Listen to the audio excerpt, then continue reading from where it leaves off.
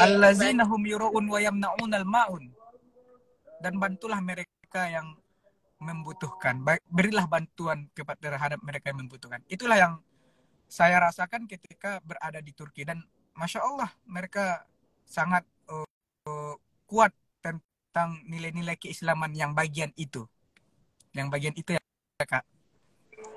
Ya, kalau ya Turki itu terkenal juga selain dia banyak sedekahnya, kalau di Turki itu bahasanya kita banyak ikramnya ya, bagi-bagi ikramnya. Terus di Turki juga terkenal sama negara yang wakaf. Jadi nanti teman-teman kalau misalnya berkesempatan nih ke Turki pasti bakal banyak tuh kayak tempat air minum di jalanan-jalanan. Nah, itu tuh salah satu bentuk wakaf mereka. Salah satu mereka bagaimana bisa menghidupkan nilai-nilai Islam di situ. Nah, ini ada pertanyaan nih Kamin dari Sabila. Izin bertanya Kak, bagaimana cara menjaga nilai-nilai Islam jika kita tinggal di lingkungan dengan kondisi keislaman yang tidak baik? Bagaimana tuh Kak Amin? Aduh, pertanyaannya cukup berat. Tapi saya akan menjawab semampu dan sepengetahuan dan sekeilmuan saya. Bagaimana cara kita menjaga nilai keislaman kita sedangkan lingkungan kita itu adalah rusak? Yang pertama yaitu memang kita harus tingkatkan takwa kita terhadap Allah Subhanahu wa taala. Sudah jelas dibilang oleh Allah Subhanahu wa taala, ya ayyuhallazina amanu taqullaha haqqa tuqatih wa la tamutunna illa wa antum muslimun, kata Allah Subhanahu wa taala. Bertakwalah kamu kepada Allah. Takwa di sini adalah takut terhadap Allah. Yang mana kita karena ketakutan kita itu, kita menjalankan perintahnya dan meninggalkan larangannya. Itu adalah arti takwa yang secara singkatnya. Dan Allah juga bilang, wala tamutunna illa wa antum muslimun.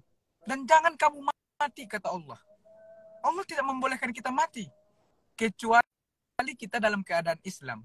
Maka cara untuk menjaga nilai keislaman kita agar tetap terjaga yaitu meningkatkan takwa kita.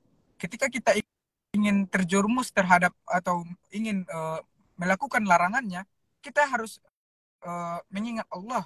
Kita selalu harus beristighfar, astagfirullah, astagfirullah, astagfirullah. Jadi itu yang pertama, meningkatkan takwa kita. Terus yang kedua, kita itu harus yang namanya beramar ma'ruf nahi mungkar. Kenapa saya bilang seperti itu? Karena ketika kita sudah melakukan ma'rufnya, kita melakukan kebajikan untuk mendapatkan ridha Allah. Nah, yang susahnya adalah bagaimana kita mencegah kemungkarannya. Bagaimana kita cara menjaga diri kita itu terjaga dari kemungkaran tersebut. Maka daripada itu kita harus menjaga diri kita, selalu berzikir terhadap Allah, menjaga sholat kita, menjaga puasa kita, dan lain-lainnya. Walaupun di lingkungan kita tidak ada yang berpuasa sekalipun, walaupun di lingkungan kita tidak ada yang sholat sekalipun, tetapi kita selalu ingat Allah ada terhadap kita. Mungkin kita tidak bisa melihat Allah, tapi Allah selalu melihat kita. Itu yang seharusnya kita tanamkan di dalam lubuk hati kita. Rasa takut kita terhadap Allah itu. Takhlif kita terhadap Allah. Mungkin sampai segitu, sampai di situ keilmuan saya bisa menjawabnya. Ya, Masya Allah. Betul sih apa yang ya betul begitu mungkin singkatnya dari Kak Amin. Paling pertama itu bagaimana kita sadar kalau misalnya itu Allah tuh ada dan Allah tuh lihat, makanya itu kita bakal takut untuk meninggalkan atau melakukan hal-hal yang tidak disukai sama Allah atau dilarang sama Allah. Seperti yang Kak Amin mention tadi, masalah amar ma'ruf nahi mungkar. Nah, kalau misalnya pertanyaannya Sabila tadi kan menjaga nilai-nilai Islam.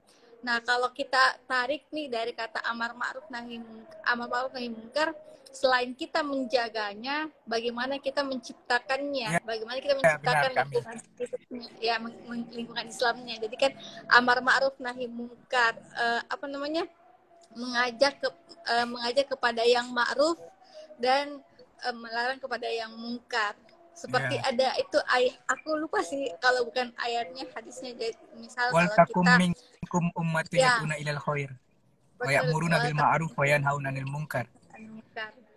Uh, bagaimana kita kalau misalnya kita tidak bisa uh, kita tidak bisa melarangnya atau menyuruhnya dengan lisan, kita gunakan dengan tangan kita. Kalau misalnya tidak bisa pula, baru kita gunakan dengan hati kita. Itu doakan Ya. mereka. Jadi apalagi ya teman-teman nih, kalau misalnya kita kuliah di luar negeri, untuk menjaga nilai-nilai Islam mungkin iya, tapi bagaimana sih kita punya semangat itu menciptakannya. Jadi satu hal yang memang kita harus punya di diri kita sebagai mahasiswa abroad, kita bagaimana kita menciptakan, mengadakan lingkungan Islam tersebut. Ya. Mungkin ada lagi nih tambahan dari Kak Amin. Ya. Ada nggak lagi Kak? Ada tambahan dikit lagi Kak Boleh. tentang menciptakan Lanjut. lingkungan tersebut dan tentang kalau kita tidak bisa pakai tangan, mungkin kita bisa pakai hati kita. Ketika itu Rasulullah SAW ingin berdakwah ke Taif karena Rasulullah ingin masyarakat Taif itu ikut menjadi as-sabiqunal awwalun sebagai orang-orang pertama yang memeluk Islam. Tetapi yang didapati oleh Rasulullah SAW di sana ialah penolakan yang sangat kasar terhadap beliau, yang tidak manusiawi. Maki-makian datang terhadap Rasulullah hingga anak-anak kecilnya melempari batu terhadap Rasulullah hingga pada waktu itu kaki Rasulullah berdarah. Nah, ketika itu Rasulullah SAW langsung mengelap darah yang bercucuran dari tubuhnya.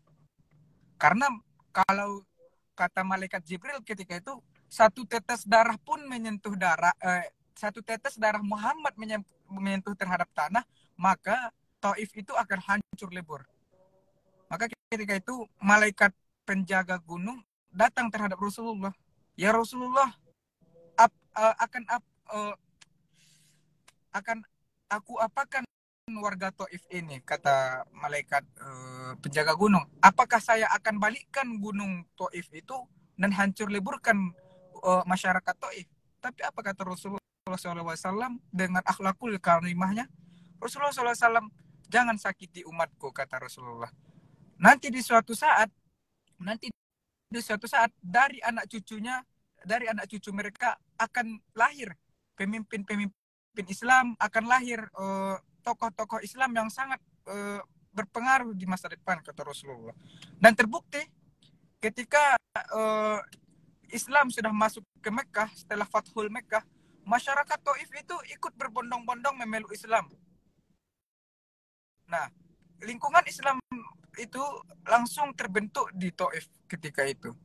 Maka ketika kita tidak bisa berbuat dengan tangan kita, kita mendoakan melalui hati kita. Semoga Allah memberi rahmat terhadap kita semua. Amin ya Allah. Amin. Masya Allah sekali nih Kak Amin. Udah lengkap, udah tadi hadis, ayat, kisah lagi ya. Oke. Mungkin kalau misalnya nih ada teman-teman yang ingin bertanya lagi, bisa langsung ya ke kolom komentar pertanyaannya. Sambil menunggu pertanyaan selanjutnya nih Kak Amin, ada nggak sih kayak mungkin tadi udah ya, tapi aku mau, ada nggak sih lagi satu pesan atau satu pesan untuk teman-teman nih yang lagi nonton terkait lingkungan Islam yang sebenarnya? Satu pesan adalah yang pertama itu adalah saling memaafkan. Karena ketika kita melakukan hablum minallah, yaitu berhubungan dengan Allah, ketika kita menjauhi perintahnya, melakukan larangan oleh Allah, melakukan larangan Allah, kita berbuat maksiat, tetapi ketika kita meminta ampun terhadap Allah, Allah langsung menjabah tangan kita, Allah langsung memaafkan kita, dan Allah langsung memberi ampunan terhadap kita. Tetapi ketika kita berhablum minan nas, ketika kita berhubungan dengan manusia, kalau kita tidak saling memaafkan, kalau dia tidak ridho terhadap kita, tidak memberi maaf terhadap kita, sampai mati pun kita masih tidak diridhoi oleh Allah, diridhoi oleh orang tersebut. Dan di akhirat nanti dia akan meminta pertanggungjawaban terhadap kita. Berhubungan dengan Allah itu kita hanya bertaubat, dan Allah Maha Pengampun. Allah Maha Pemberi ampun. Tetapi ketika kita berhubungan dengan manusia, ketika berhablum minan nas, manusia ini adalah sebuah makhluk yang mana ampunannya itu tidak seluas Allah. Ketika misalnya Amin melakukan sesuatu hal yang membuat Kak Amin marah, tetapi Amin tidak melakukan minta maaf. Kak Amin mungkin tidak memberi kata maaf terhadap Amin karena ampun Amin itu nggak seluas ampunan dari Allah.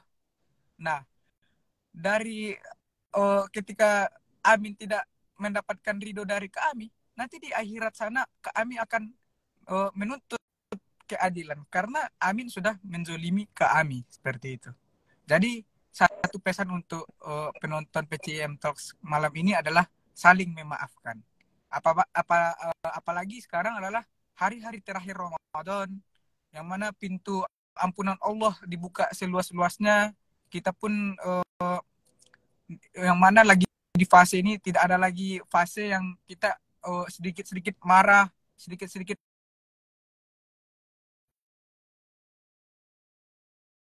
di akhir bulan Ramadan ini, hingga sampai kita hanya bermaafan ketika di 1 Syawal nanti, ketika hari raya Idul Fitri nanti. Jadi setiap saat apabila kita merasa ada salah terhadap orang, segeralah minta maaf. Karena semua orang itu sifatnya berbeda-beda dan tidak memiliki ampunan seluas ampunan Allah. Mungkin itu pesan yang bisa Amin berikan terhadap penonton pada malam ini. Oke, mantap banget nih pesan terakhirnya Mas Amin, dan memang ini relate sih. Bahkan kita kadang saking fokusnya kita bagaimana hablum minallah, kita lupa tuh hablum minannas. Entah kita yang kadang susah untuk minta maaf, atau kadang kita susah yang memaafkan gitu. Jadi mungkin di penghujung PCM Talks ini, aku mau ngajak teman-teman nih untuk lebih besar lagi hatinya, besar lagi ikhlasnya, besar lagi maafnya, besar lagi memaafkannya. Bahkan kalau misalnya kita menjadi satu makhluk atau manusia yang baik, mungkin kita bisa tuh untuk lebih duluan memaafkan orang lain, walaupun dia tidak minta maaf, tapi kita ngerasa oh dia itu buat salah sama kita, ya udah kita maafkan aja karena Allah dia tuh Maha Pengampun. Masa kita tidak gitu ya. Benar, jadi ya itu aja sih mungkin. Karena Kak Amin juga di sana udah jam 8 ya, udah mau tarawih. Ini mungkin udah mau tarawih, selingan Isya ke tarawih. Kalau aku lagi enggak itu. Aku ucapkan terima kasih banyak nih kepada teman-teman yang udah nonton, kepada PCIM Turki yang udah beri kesempatan kita berdua hadir untuk sharing bareng teman-teman, dan terima kasih banyak juga untuk Kak Amin nih udah meluangkan waktunya, udah memberikan kita ilmunya. Semoga bisa bermanfaat bagi kita dan bagi Kak Amin juga. Semoga teman-teman di akhir Ramadan ini bisa lebih semangat lagi, bisa berkah semuanya. Saya Siti Khalifatur Rahmi. ucapkan maaf, minta maaf sebesar-besarnya jika ada salah kata, dan makasih banyak.